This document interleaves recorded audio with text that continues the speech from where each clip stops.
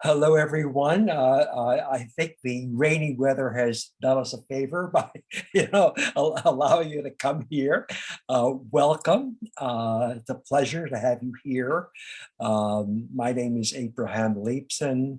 I do adult education at Kehilat, and today's program has to do with the tormented life of Hasidic Master Nahman of Brezlov.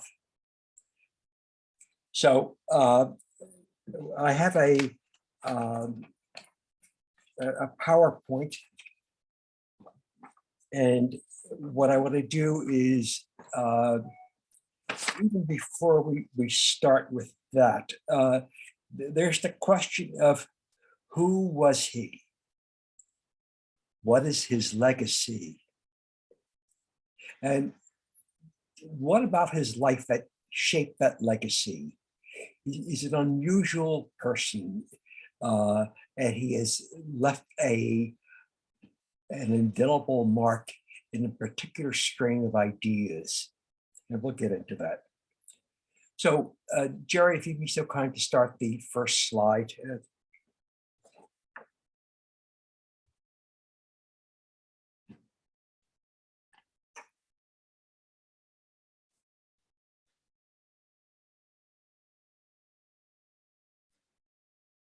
Okay, now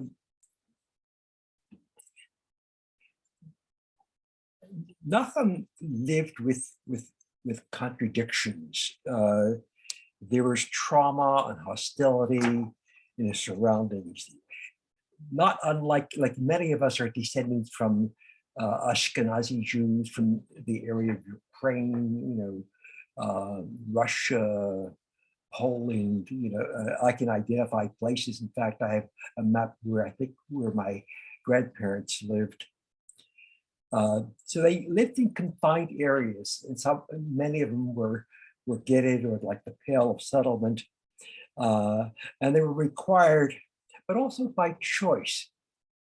Oh, Jerry, if you back up to the original one, I'm not ready for this one yet.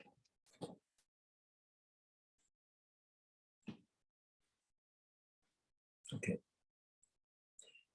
Because in living in enclaves, it really gave them their cohesion. And often when Jews came to new places, it was often by the invitation of kings and rulers, because they really wanted to have, some of the special attributes, the trading abilities, they had certain jobs to do, like collecting taxes, things like that, things that were not supposed to be done by the Christian rulers, things like that. Now, Nahman of Brezlov had a heritage. He was the grandson of the Baal Shem Tov, and everybody heard of the Baal Shem Tov. And life was really a matter of a rabbinic court. What does that mean? Is there is a leader of an area, of a particular mode of religious life, and a following. It's sort of akin to gurus in Hinduism. There is no overall leader or structure like a Vatican, so that you have lots of variations. Of course, Christianity ends up, after the Reformation, of having lots of different breakoffs that no longer controlled by the Vatican. So Christianity has really multiplied in a gazillion different directions, in many ways that the court systems have, and also the further proliferation of Jewish sects around the world over time. So Nahman was responsible for his flock, so to speak, and but his flock turned out to be, his religious flock, and later on, his flock becomes more than that. It's a special spiritual following. So we'll go to the next slide.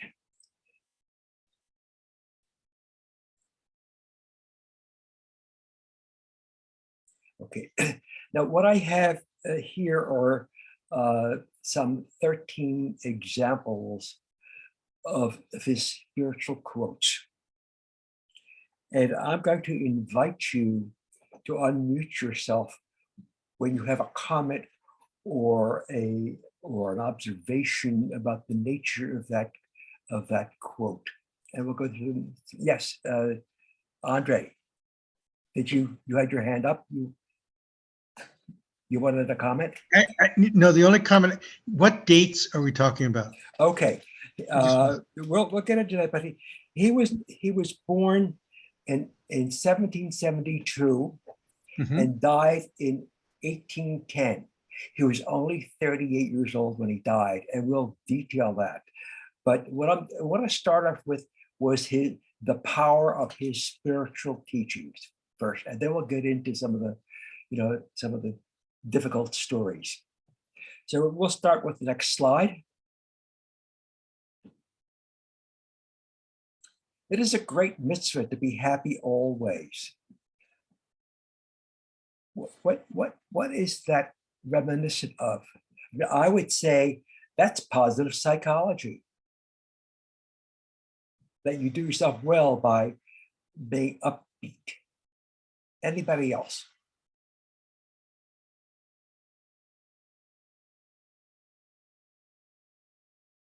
It's Deborah.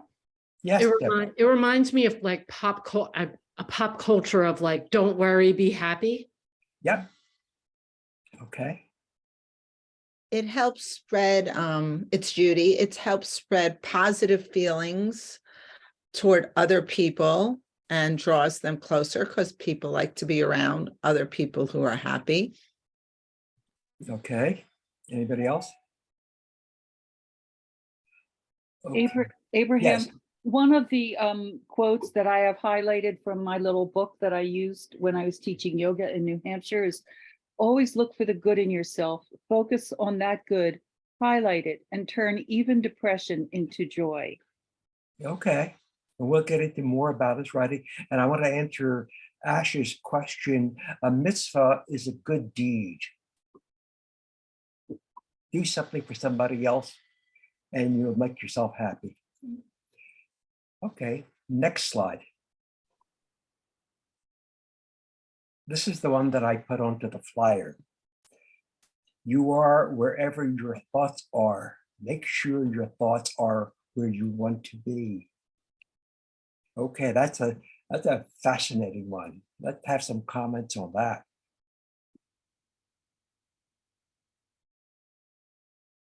Well, Abraham, that was one of the ones that I had highlighted. Okay. I used that. You want to reflect on that about, and before you, let's go back to the second one. No, back.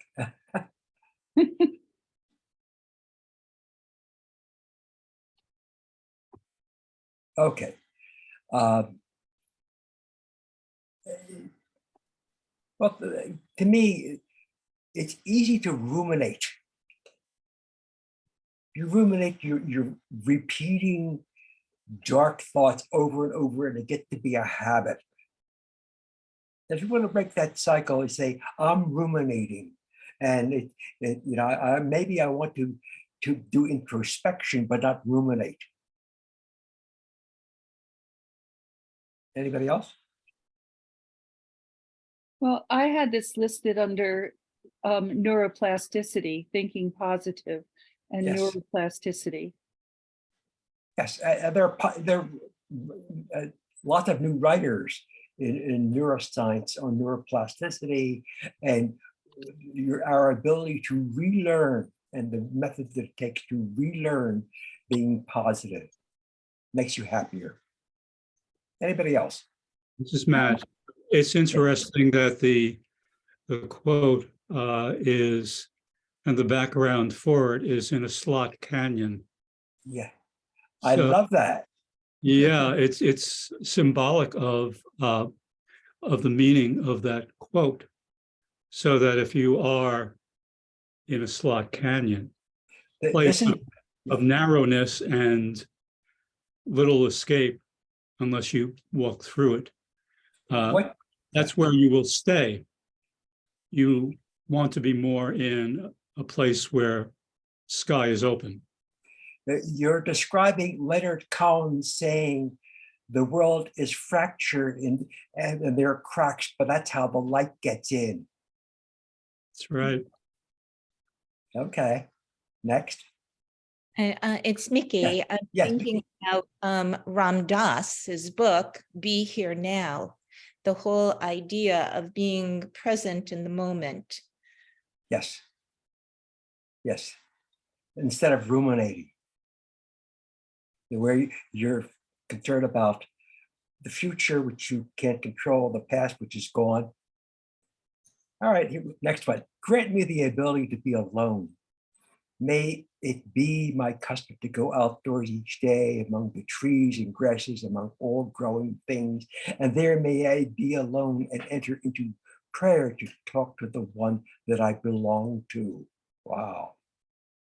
Okay, let's have at it.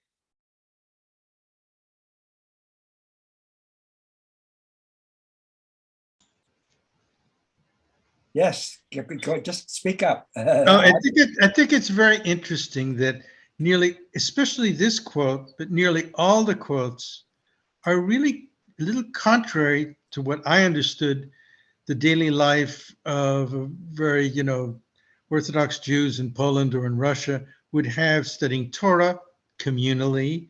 They wouldn't be alone. And they would also, and the idea of happiness, these were, they were questioning very people. They weren't exactly, they had arguments. There was things. All these quotes kind of, I could see how they would be very contrary to what his fellow congregants thought or acted. Yes, and for that reason, he had lots of enemies, not just from the secular or the Christian or Muslim world, but from amongst his fellow Hasids, and we'll get into that. What he is saying here is human agency, says you take control. You act, not just follow some dictates.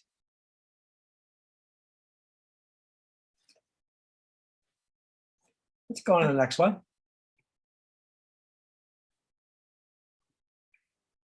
Seek the good in everyone and reveal it, bring it forth.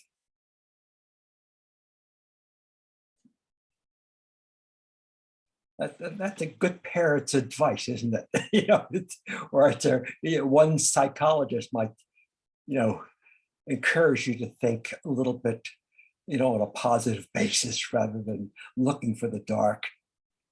I think all of these are positive perspectives. And I can't help but think of the word affirmations. This is Diane.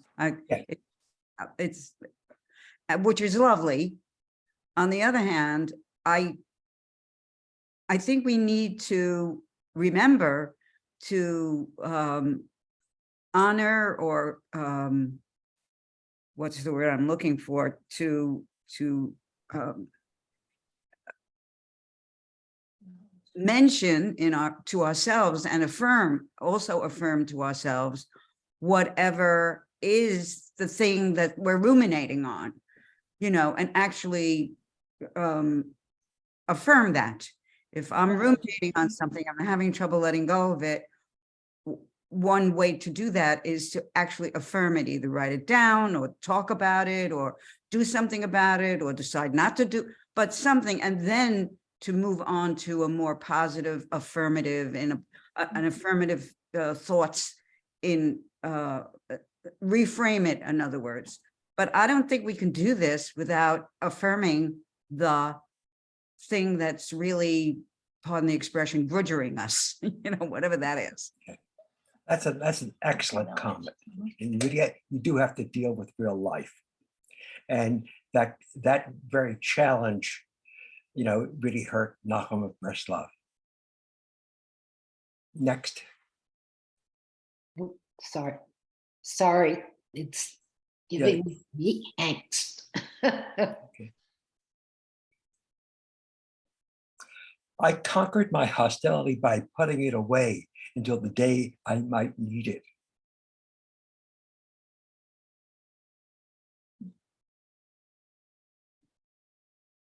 Any reactions to that one? This is Deborah. I Yes. hope there's a postscript to that one. Oh, okay. Go ahead. Because, I don't know, the words like conquer, hostility, and then putting it down.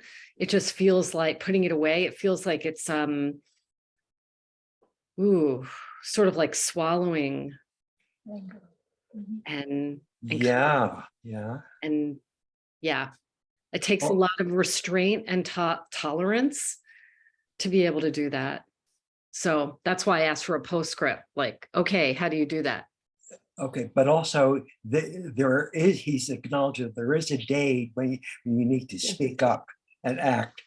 The Yes. day I might need it. So that Yeah. time does come. Yeah, that's what I was going When to it's say. useful, when it's practical, when it's, when it's effective.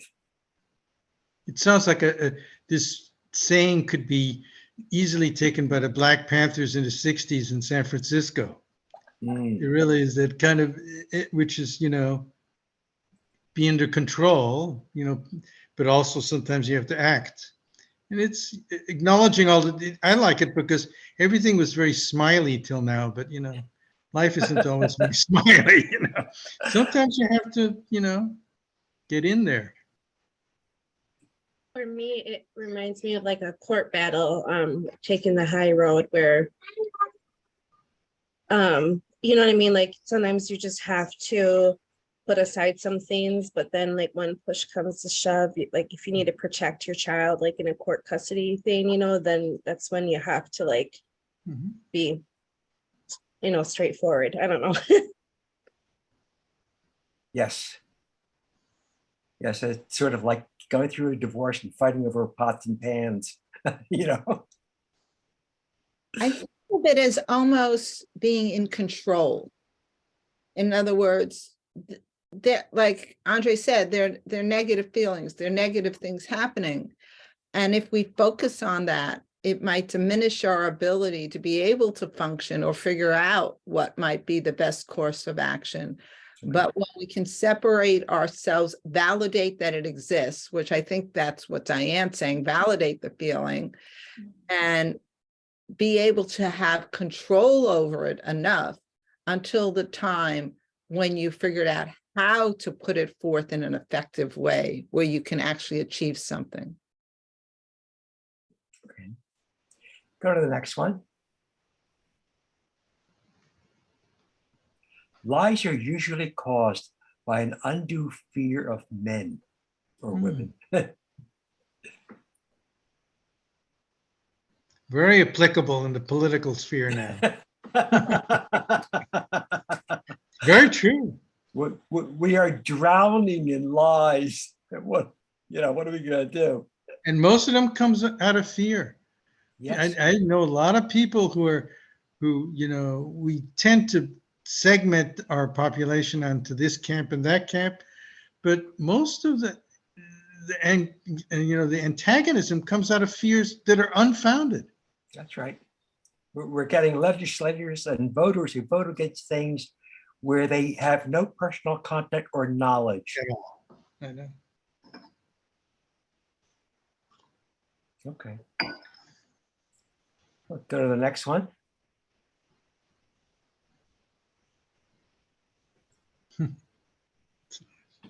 Charity cures headaches.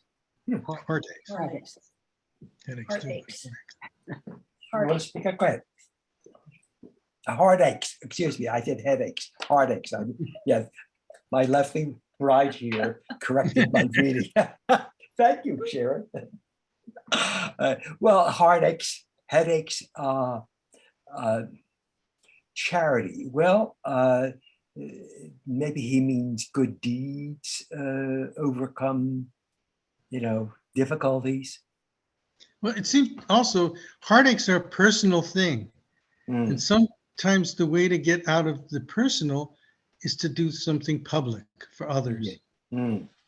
And you escape this just centeredness in yourself, and you get into this other realm.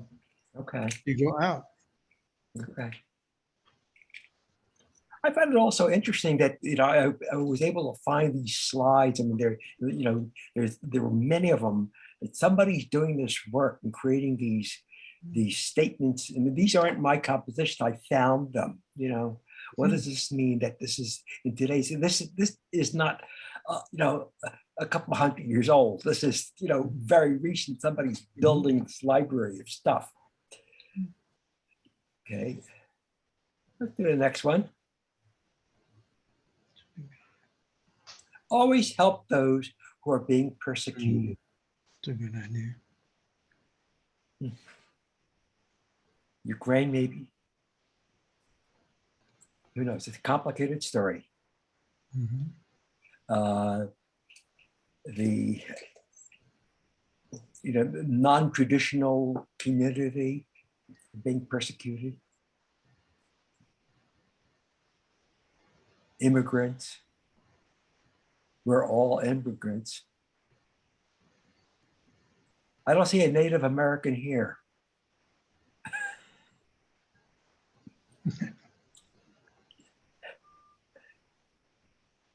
Okay, no comment. All right. Well, one thing that's interesting with this is that it's telling you always have to help without judgment, without judging, whether, in other words, if they're being persecuted, they shouldn't be persecuted, even if they were bothersome or difficult. It places you in a difficult position, which, in other words, there shouldn't be persecuted people for any reason, which is pretty blanket, it's interesting. Well, I just learned that Ash has a Native ancestor, so we can acknowledge that. Next one. God forgets those who reject proof that they are wrong. Who amongst them, is saying that the thoughts that I have are wrong? But then when you're faced with proof, are those, we've lived through a time where we had, alternative facts. That's a good one. This one actually bit Nahman of Brezlov, and I'll explain that later. What on earth does God forgets mean? Forgets. Yes. Forgets. He doesn't feel close to, ignores. Well, it doesn't respond. Yeah, I mean, this is, yeah, okay. Ignores? God Right. ignores?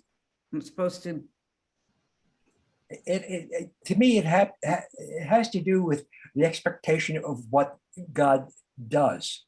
yeah, That is God so omnipotent that God has a transactional relationship, and if you pray enough, you will be cured and become well. I mean, this was really Nahman's, view. Others will say, God knows and can do everything, but stands back, and lets the world take its own course. It's a curious one. yeah. All right. Any other comments? We'll go on.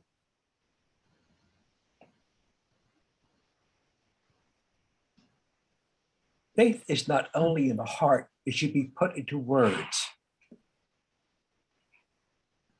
Not sure what to make of that one. Maybe it should be put into songs. I see that as poetry. Yeah, go ahead. I see that as that you should share it with other people. You should Okay. share the faith. Okay. Community seems, at the core. I mean, here we are sharing this curiosity, this interest, in this little microcosm of the community here in Zoom. We're sharing words. Okay, next.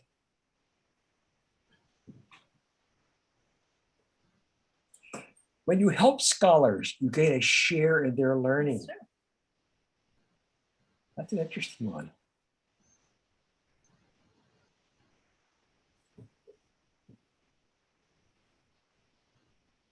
Any reactions to that? There seems to be a strain running through all these quotes about the interaction of the personal and the public. It runs through everything. That you have things that you can only get by being alone, by, in a personal way, very interior. And then, but you also have to have a public side. There needs to be this balance. Seems to me Okay. that's running through that. It's Mickey. I'm also thinking back to Pirkei Avot, where it says that you need like a learning partner. So is this related to a learning partner, or is this having to do with supporting somebody financially or with childcare to continue their learning?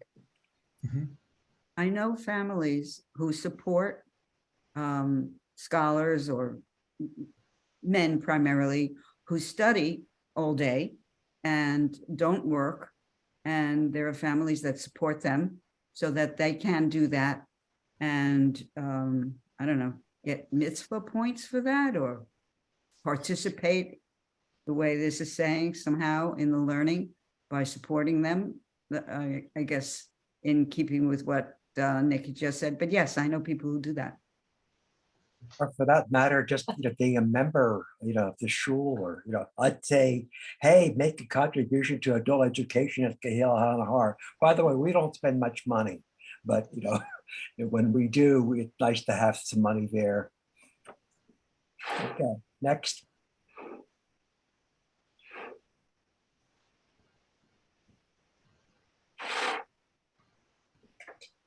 I like that. Whoever is able to write a book and does not, it is as if he has lost a child.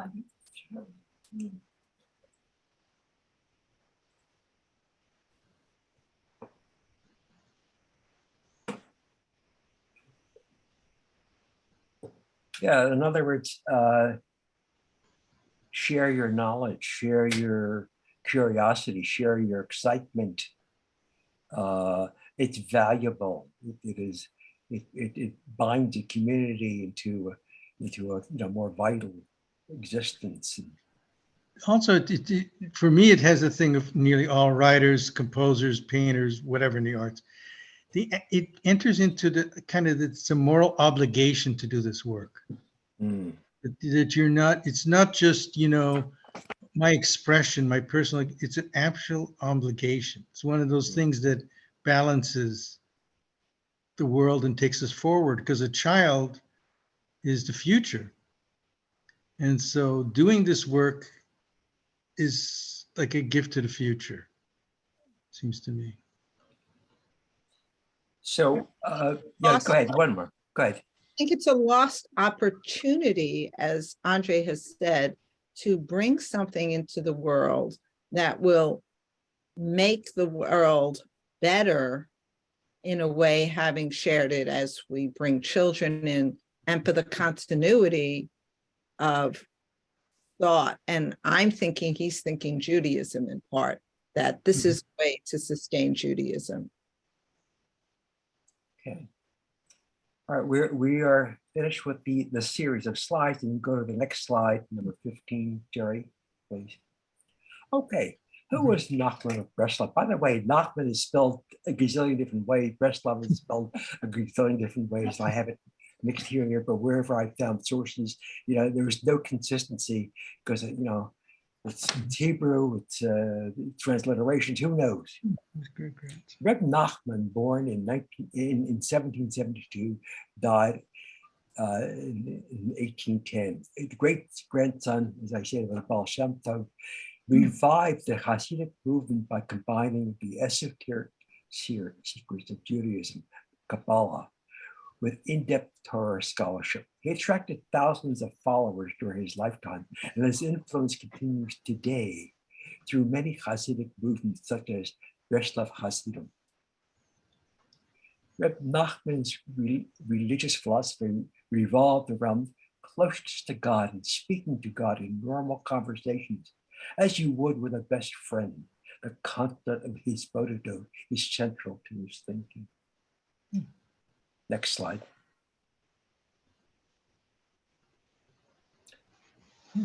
Who was Nahman of Brezlov? Nahman's life was short. He died at age 38. His adolescence was stormy. He lived in fear of revealing his inner self. And this I read in one of the books that I read about him, and had an exaggerated sense of sin and morbidity. Reb Nachman's teaching style was storytelling, and he and his disciples suffered at the hands of other Hasidic courts, in addition to the harsh treatments of the pogroms of his time. We'll stay on this slide, Jerry, while I cover some more.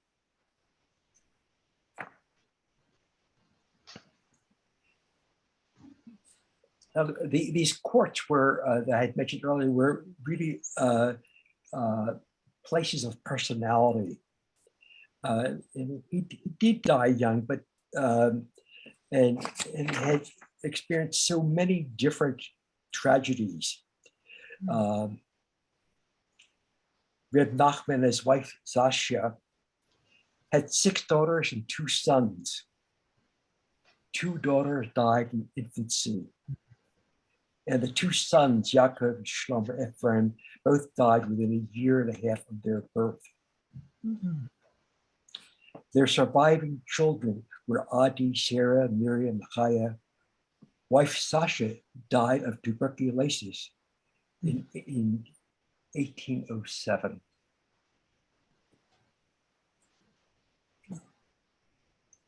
The following month, Reb Nachman became engaged. And this is I guess in that kind of world, and he had children needed taken care of. So he, following, he becomes engaged to a woman from Brody, whose father was a wealthy Joshua Trachtenberg. But right after the engagement, Reb Nachman contracted tuberculosis. And what I had mentioned was that his wife died of tuberculosis, but Nachman's belief was prayer cures. And if you think about it, at a time when medicine is in a much earlier kind of time, much of medicine was like witchcraft, and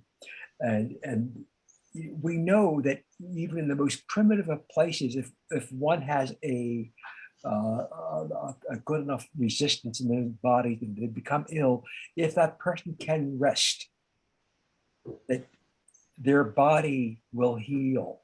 You could say God heals the body, but they need the rest. They need the support, not starve to death. Or even in cases where people break bones, if they can be, made still and supported in a way that allows, if they have that internal ability to survive, but often they didn't.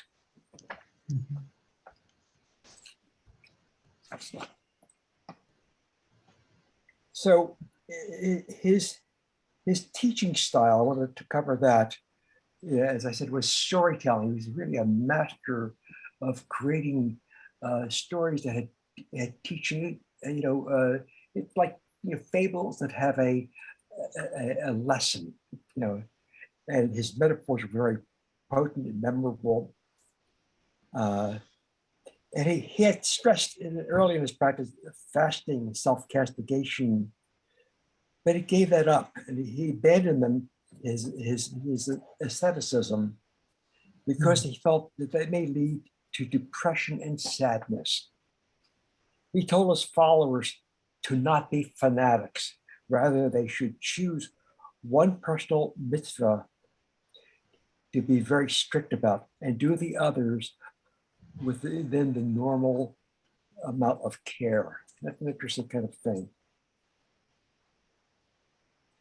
Now, on his deathbed, he ordered that a chest full of his writings be burned, claiming that they contained deep mystical insights that few would be able to understand.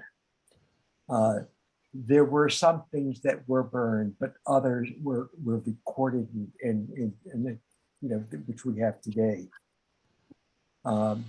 With all of his suffering, he's remembered for his uplifting ideas, short, simple quotes, parable stories, fictions that were teachings. Let's go to the next slide, please. So this one is about his idea of his Bodhidot, and this is certainly understood in our meditation community, regardless of religious orientation. Concept of his Bodhidot. This was not seen as proper to a lot of his his rabbinic competitors, so to speak. Reb Nachman, nasty storyteller, stayed from the late 1700s in the Kingdom of Poland, tells us we all have a turn on the joy switch, with a reminiscent of positive psychology. If you don't feel happy, pretend to be. Put on a smile. Joy will follow. He took the idea of his Bodhidot, communing in nature, alone, pouring out one's heart directly to God. Today's mindful meditation has its own history, but it is related in concept. All right, we'll go to the next one.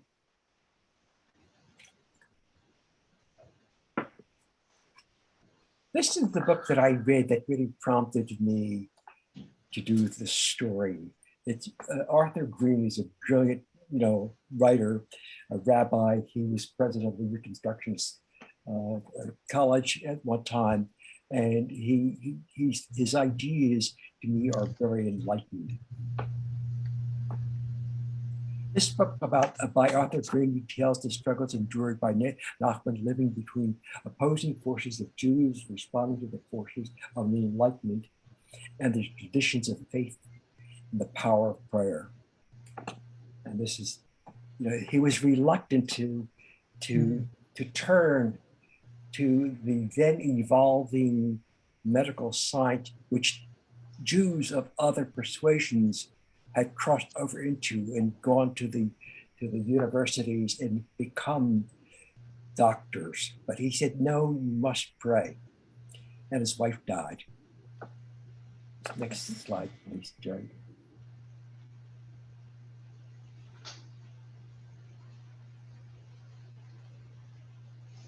So he wrote a number of books. And in fact, Miriam had mentioned The Empty Chair, and I'll maybe Miriam, could I ask you to tell us how you use this book? Well, I ran a yoga studio out of my home when I was living in New Hampshire for about 5 years. And I had a whole collection of books that I used for readings before class and sometimes at the end. And I don't know where I found this, but it was most likely in the bookstore at Can the you leave that one on there? What? It was, The Empty Chair, is that it? yeah. Yeah, it says the one on the left on the slide. Yeah, there it is. I probably found it at the Kripalu Center for Yoga and Health. It was probably in their bookstore. Anyway, there, when I pulled it out the other day, I found all these Post-it notes on there with things that I wanted to use for my readings.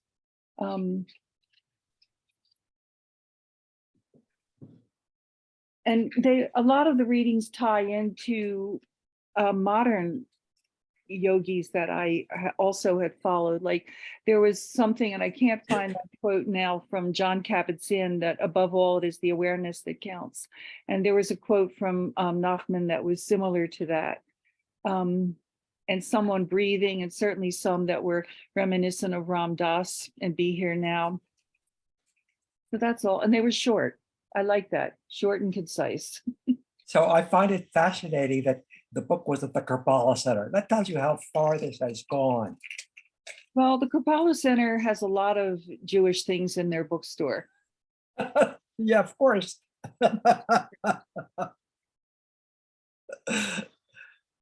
Okay, we'll go to the next slide, please. Okay, I've got to give it a little bit of background while we stay on this slide. because the cultural environment, political structure, regional, local conflicts in the lifetime of Nahman of Brezlov. I want to discuss a little bit about some of his opponents. First of all, there is Hasidim, which, by the way, is spelled a gazillion different ways, CH and HAS, but it originally means piety. It's a religious group that arose as a spiritual revival movement in the territory of Western Ukraine in the 18th century, spread rapidly throughout Eastern Europe. It's a movement based on the belief that simple worship is most acceptable to God. Prayer should come from the heart. People should approach God with joy and happiness and song. Hasidic thought draws heavily from Lurianic Kabbalah, and it is, to an extent, is a popularization of it. Teachings emphasize God's eminence in the universe. The adherents of Hasidim are organized as independent sects known as courts or dynasties headed by its hereditary leader as Rebbe. Nahman didn't have a hereditary thing. He did not pass on, to his son, the dynasty. Now, amongst the opponents is the Mishnagdim, and they were practical and logical and anti-mystical. The opponents with Mishnagdim were religious movement among the Jews of Eastern Europe, which resisted the rise of Hasidim in the 18th and 19th century. Mishnagdim said Hasidim tolerated ignorance, are not scholars, and worshiped rabbis as miracle men. Claims of miracles and visions made by Hasidic Jews were lies and delusions. So there's that kind of, we're using our brains, not our hearts, or we're doing the right thing. It's a terrible conflict, and they were really antagonism. And they really felt that following in the earlier history of false messiahs like Sabbatai Tzvi or Jacob Frank, they said, this might be a new heretic. And they really, looked as their opponents as being heretical. And then there was another competition that's called the Haskalah, or that really the name for the Jewish Enlightenment. And it really means wisdom, erudition, or education. It's a Jewish intellectual movement. And that too grew in Central Eastern Europe. The movement flourished in the 18th, 19th century by the people who were called Maskilim, or enlighteners, people who advocated the education and interacting with the community. And it's that the Musa movement focused on ethics, and that evolved at the same time.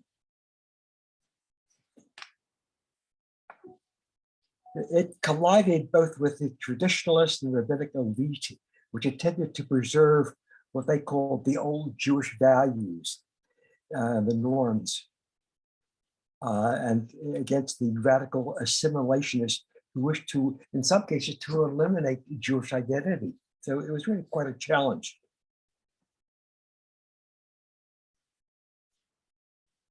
So now we'll go on to the next slide. At this time in Germany, you had, it seems to me, the 18th century is the rise of Reform Judaism too. Yes, and it was very Were they different. aware of? Yeah, were they aware of that? Because that was close by. Well, I'll show you the map where they were, but they didn't want to hear. They were opponents. They hated them. Sure. It was a case of, this is not my shul. No, I know. All right, so here's a map of the time. Brezlov in the center of the blue circle. Kiev is that blue dot that I have. Geez. Notice right above Kiev is Chernobyl.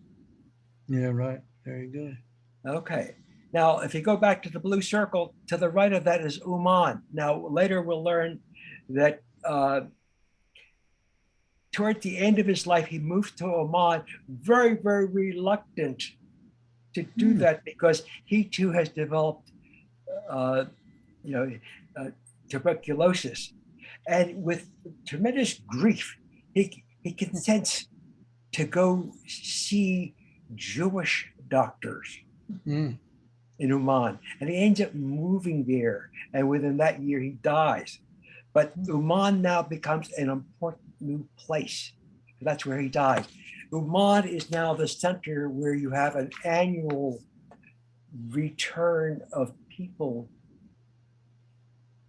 And I'll explain more about that, who do an annual celebration. Thousands of people come from around the world to Oman. But in yesterday's New York Times, Oman was bombed by the Russians. Okay, we'll go to the next slide.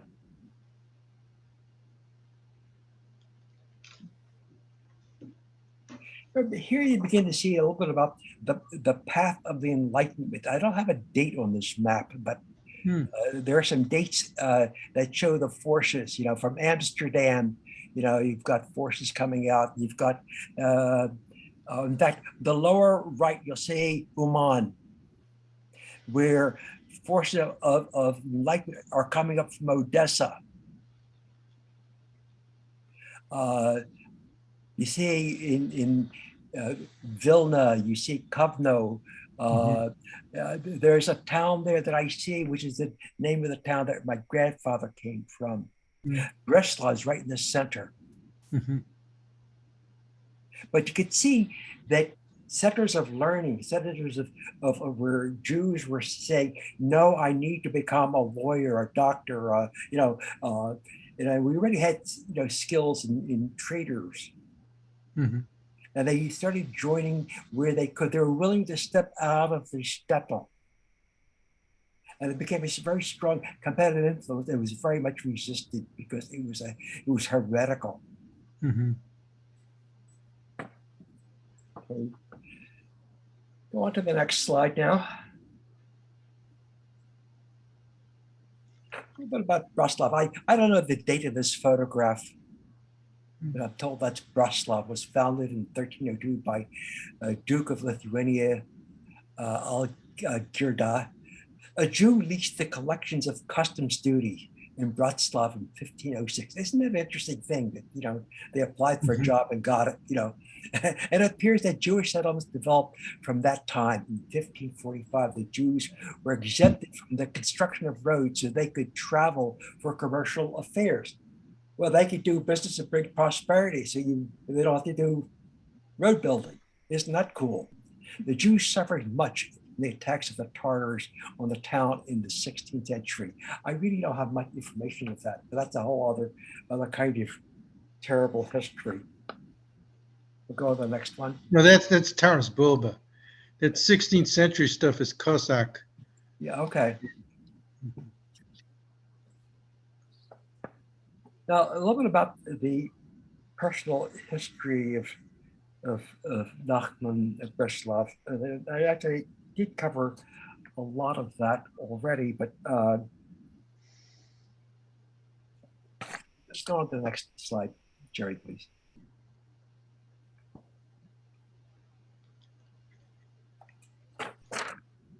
Or some of his views. Now, I covered some of this already in the extemporaneous part.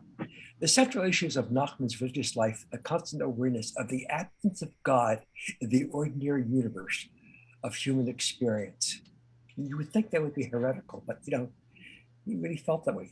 Still unique for a Hasidic master.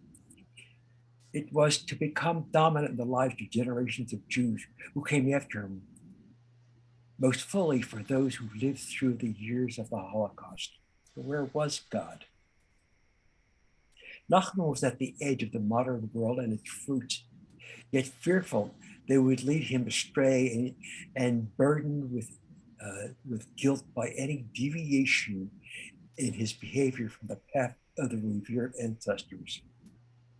Jews had now become doctors, but they could not be viewed as the new sorcerers doing mechanistic cures without having a moral or religious stature to be true healers. Next, please. The holy medicine dilemma. Today, we're inclined to seek medical help from qualified doctors following their advice. That may appear obvious, yet we reflect on the past COVID years and the number of people who refused to listen to medical professionals, many claiming that God will heal. This was the dilemma of Nahman of Brezlov, torn between two worlds, proving deadly. Judaism, however, also teaches that proper medical care and advice are also part of God's holy plan. Next, please.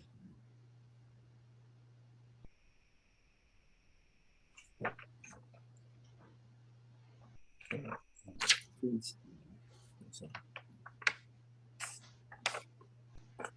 Now, how do we have records? Nahman wasn't inclined to, he would tell stories. He would do, and what he did, and he went through periods of depression, but he had followers. And there were some very, very dedicated ones. In this case, there was a Nathan of Brezlov, known as Reb Nassan, born Nathan Sternhardt. He was also the chief disciple and scribe of Reb Nassan, also credited with preserving, promoting, and expanding the movement after the Rebbe's death, establishing Brezlov Hasidic dynasty. Next, please.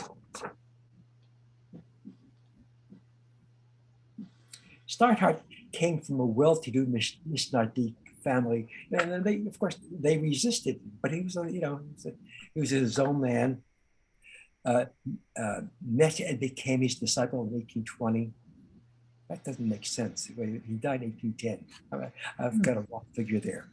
After having made a disappointing visit to various other Hasidic courts, in Nahman, he found a master with the combination of seriousness, of spiritual purpose, and understood the human failing to address his own needs. Throughout his last years, Nahman relied heavily on Steinhardt, especially as the editor of his teachings. Next, please. I found a photograph of the gravesite of Nathan of Brezlov, it's there, and he's credited with creating that whole record. Next, please, Jerry. And how Musar differentiated from Hasidic thought. The Musar developed among the Mitnagdim upon the Hasidic movement. Musar is a spiritual practice that gives concrete instructions on how to live a meaningful ethical life, a competition between rationalists and mystics. Nevertheless, inspirational ideas crossed over to a wide audience today. Next, please. So from a psychology website, I found how to instantly lift your mood. Use music. Incorporate laughter. Change your perspective. Do a good deed. Try meditation. Choose joy. Next, please. Choosing to be joyful, and I found this from the Journal of Experimental Psychology. Simply moving your facial muscles in a way that mimics a smile can trick your brain into a more positive state, according to a recent study published in the Journal of Experimental Psychology. Next, please. Nahman's resting place today in Uman, Ukraine, as I mentioned, bombed yesterday. Although I see in the news that it's a large town, and what was hit was an apartment complex, like 24 people died. The terror, passed on. Hopefully this is, this place is still safe. But next slide, please.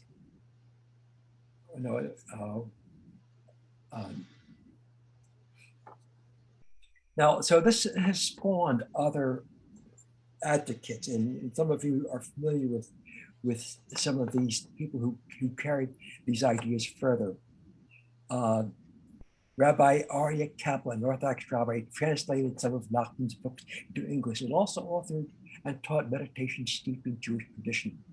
Zalman Schachter Shalom referred to this alternative religious activity as the new davening.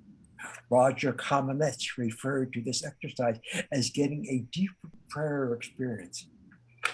Rabbi Harold Kushner, who just died, and I'll share with you his obituary from this morning's New York Times, said, rediscovering their hunger for spirituality.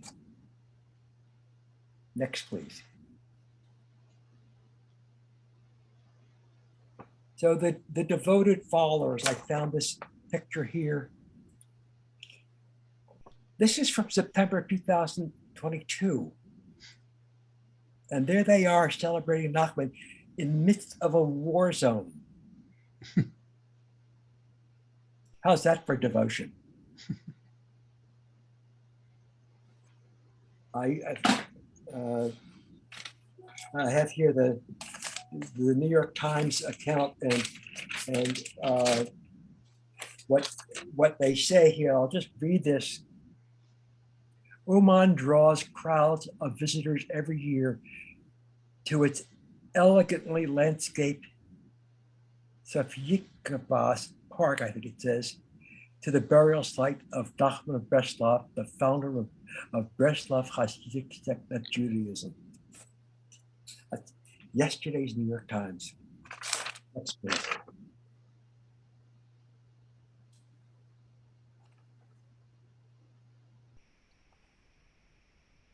If you look online, you'll see all of this stuff, dedicating joy, all of these musical, musicians, bands, all kinds of compositions. And I just took a screenshot of some of this stuff.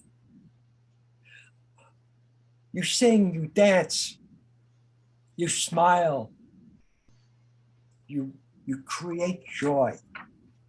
So if you want, you can go browsing through the internet and find examples of this stuff, and it's new. It's not old. Next, please. But Abraham, is it still all men? I'm seeing pictures of all men. Well, that's a good question. I didn't get into that. I should revisit that. I don't know, but Jerry, before you start that, yes. Did you have a comment? No, it's if they're Orthodox, so the men only dance with men. So if they're going and they're dancing and there's music, they're not going to dance with women. So, Yeah, I know that, but there are a lot of young, there's a lot of movement among young Orthodox women embracing women in Orthodoxy. And I'm just curious in this particular branch, whether we have any of those young women who are supporting Rav Naham's philosophy and incorporating it in a new way for young Orthodox women, as other move, which they are with other movements. I don't know anything about this one. I would guess that since there are so many different sects, that they probably have their own groups. I mean, most likely, whether they or not they attend, go all the way to Ukraine. But I know that I've seen where, a Hasidic woman might go to Nahman's burial site if she's not been able to become pregnant, and so she's praying for that miracle, things like that. I have a little video here. It's short, only a minute and a half, and Jerry, if you would be kind of to start that.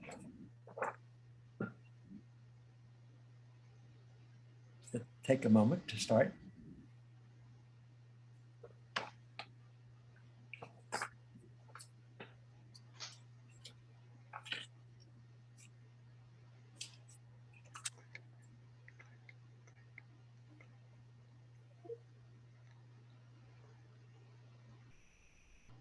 Not working?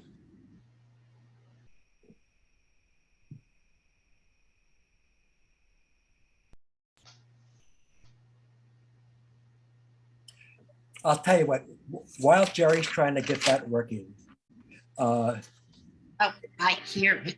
Sorry. do you have it or will you be able to get it? Yeah. you don't- Okay. Just started? Okay, can you return to that? This is right afterwards. I want to talk about Harold Kushner. I'm. s-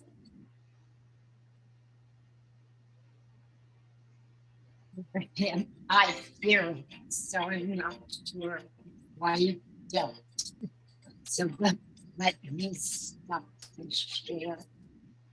Let's see.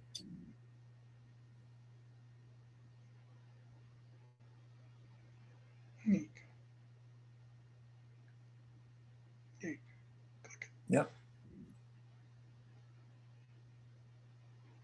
Let me try again. I was hearing it, so Okay. not sure why. While you're working on that, I'm going Okay. to talk a little bit about, see if you can get it. I will It's a nice try. little clip. All right, so from this morning's New York Times, there's, You hear that? you have it? So this guy, the place that they talk about, what's going on in the world. No. No, that's not it. Oh, it just started last There night. you go. Oh, Yep. Let me. no, that's not it. Is it maybe it's further back because this was a music. Where it's, You so see this that? guy, Hear No, that? that is not it. No. Oh, sorry. Okay. Okay. All right. Maybe we'll just Yep. ditch that. All right. Yeah, I tried something new and putting it into the slide too. Anyway, what I found interesting in this obituary is that analogies between Harold Kushner, who wrote 14 books, and he had an interesting life. He just died a couple of days ago at the age of 88. And he suffered tragedies, several of them, including a son who was born and identified, I think, at the age of 3 with progeria, which is a disease that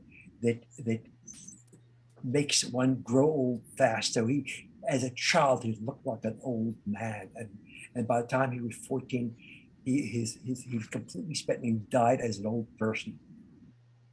And there are a number of other tragedies, but his life view, he really wrestled with the idea of faith and wrestled with why does God do this? And a thesis which is mentioned in the obituary is it becomes much easier to take God seriously as the source of moral values if we don't hold him responsible for all of the unfair things that happen to us. That's an interesting quote.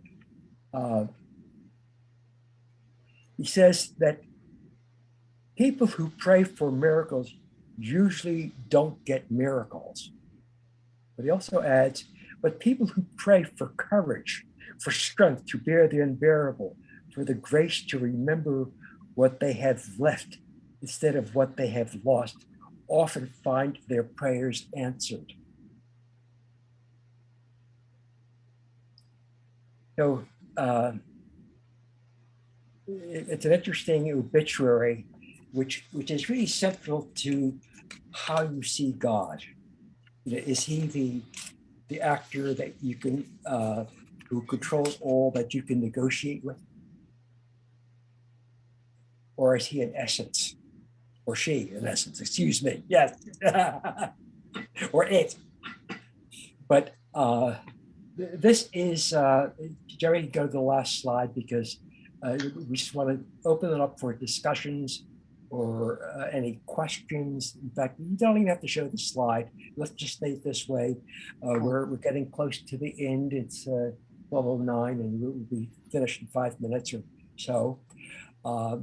What questions do you have? What observations do you have? What do you think? Thanks, Abraham, for bringing this to us. I'm impressed by the fact that he, he wanted us to like master ourselves, our emotions, and to what end is self-mastery?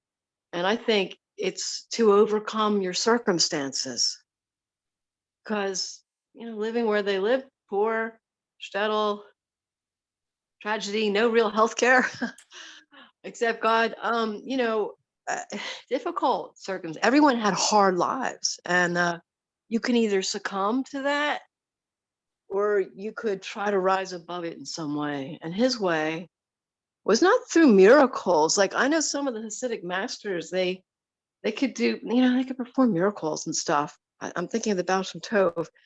Yeah, sure. Who wouldn't follow someone like that? But this guy is trying to teach us to be better than what we are, in a way, just not be reaction, not just to react to stuff, but to try to move in a positive direction from the negative, right? Yes, and I think it speaks to the contrast of having obedient followers versus people who are taking responsibility. If you go to the Hasidic groups, the Satmars and all the others in New York, they will go to their Rebbe to ask me, how do you want me to vote? I mean, where's your own, thinking cap? What do you think? Okay. Anybody else? I could try the video one last time. Okay. Yeah, that'd be a good conclusion if you can get it. Tell me if you. That's it. You got it.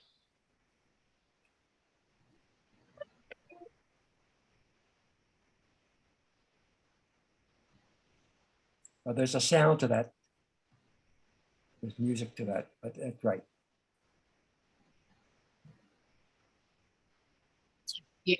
You ready?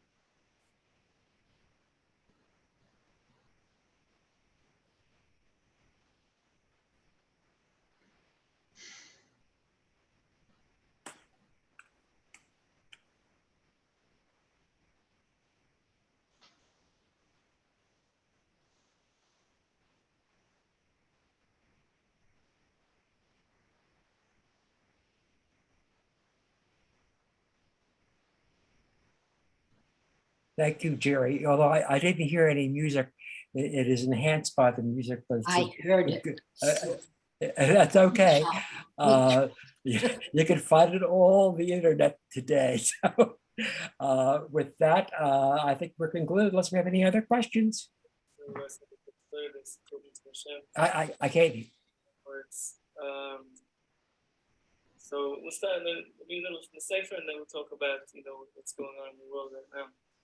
Yeah, I'm not sure. I think we're at the end. The second Torah and discussions of this. I can't quite distinguish that. I think we're done. I thank you all for coming and enjoy the rest of your Thank day. you, Abraham. Thank you, Abraham. Thank you. Bye-bye. All right. That was great, Abraham. Now we all have to get the little book. Okay. Right. Yes. Fabulous.